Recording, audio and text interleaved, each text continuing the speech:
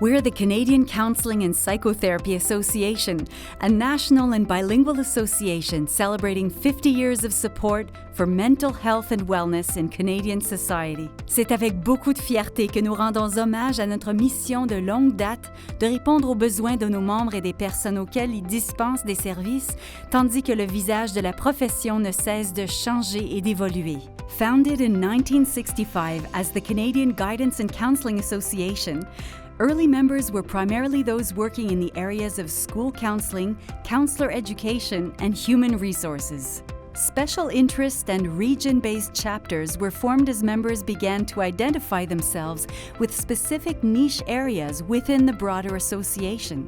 En 1967, l'association lançait sa revue savante, maintenant appelée Revue canadienne de counseling et de psychothérapie, la plus ancienne du genre au Canada. L'année suivante, l'association publiait un bulletin trimestriel qui porte aujourd'hui le nom de Cognica et en 2005, un bulletin pour les étudiants. In the 1980s, the issues of identity, public protection, and enhanced professionalism led the association to develop a national certification process, which included a code of ethics, standards of practice, an ethics review committee, and a registrar. Practitioners who successfully met and maintained the CCPA national certification criteria were permitted to define themselves as Canadian Certified Counselors, CCC. In 2011, the certification program was expanded to include certification of clinical supervisors, with the first members receiving their CCC-S designation 2 years later. En 1999, l'association comptait 1800 membres issus de divers milieux de travail.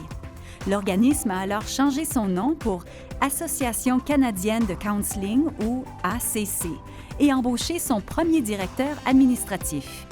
In 2002, the association launched an accreditation program for counseling education programs in Canada.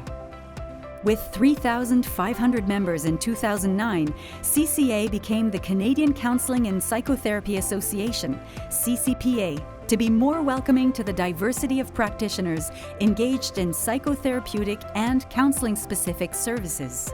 As the national voice of counseling in Canada, CCPA began spearheading major research projects that invited pan-Canadian participation, which resulted in support networks of practitioners across the country. For example, CCPA played a pivotal role in an initiative that was funded by the Canadian government through HRSDC to ensure that appropriate tools and supporting materials for the counseling and psychotherapy profession had a national consensus before being publicly available. En 2012, la CCP a lancé un site web conçu tout spécialement pour les membres du public afin de les aider à comprendre le rôle que peuvent jouer le counseling et la psychothérapie dans leur vie et à trouver l'aide dont ils ont besoin. Between 2012 and 2014, the CCPA Executive Committee and Board of Directors took action on the importance of inclusivity in the board structure and membership. As a result of consultation with various Indigenous leaders, the appointment of CCPA's first Indigenous director was confirmed in May of 2014. Our history and our future are stronger because of the ongoing professional commitment of our members, our association presidents, boards of directors, chapter executives, committee chairpersons, journal editors, committee members, and the many volunteers who commit their energy to keeping CCPA relevant and ever-evolving.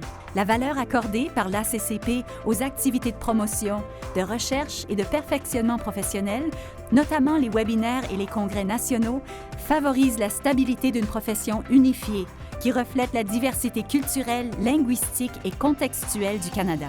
Successive presidents and board members have ensured that the direction of the association is one driven by grassroots needs and practical application.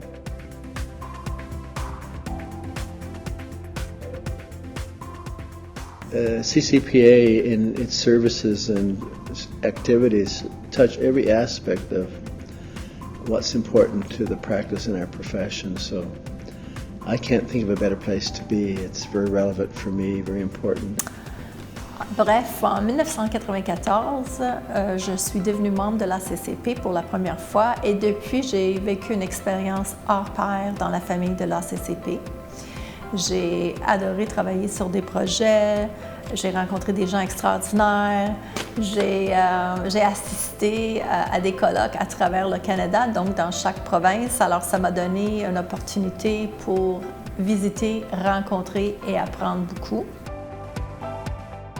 I saw a real need right across Canada to work together rather than keeping to boundaries of districts and provinces. And David, what prompted you to become involved? Well, my first memories with CCPA had to do with your involvement and our household involvement. Things like counting ballots in elections in the basement of the Garneau Theatre.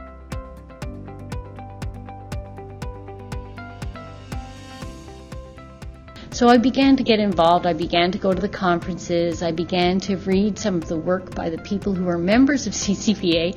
And then all of a sudden, there was this warmth. There was this incredible embrace of, welcome to our family. We're all in this together. We're all here to help.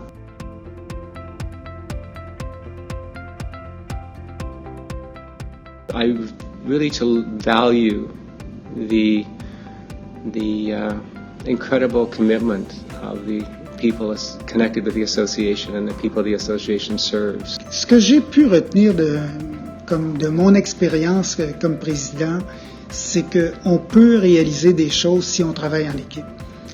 L'importance de travailler en équipe.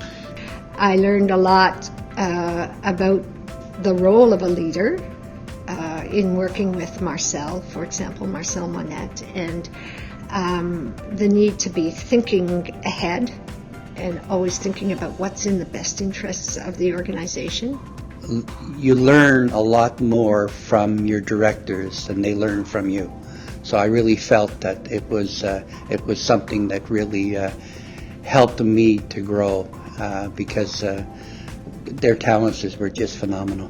I've learned to respect and value what we're all about, and that is, we're here for members.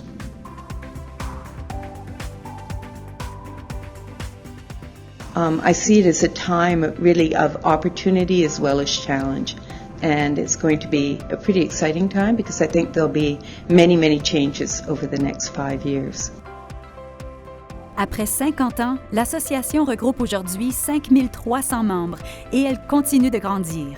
With established links with statutory regulatory colleges across the country, strong communication and support networks, and a cohesive membership, the association continues its work as an advocate for the profession and the national voice of counselling and psychotherapy in Canada.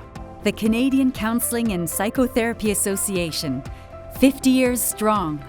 L'Association canadienne de counseling et de psychothérapie, riche de 50 ans d'histoire.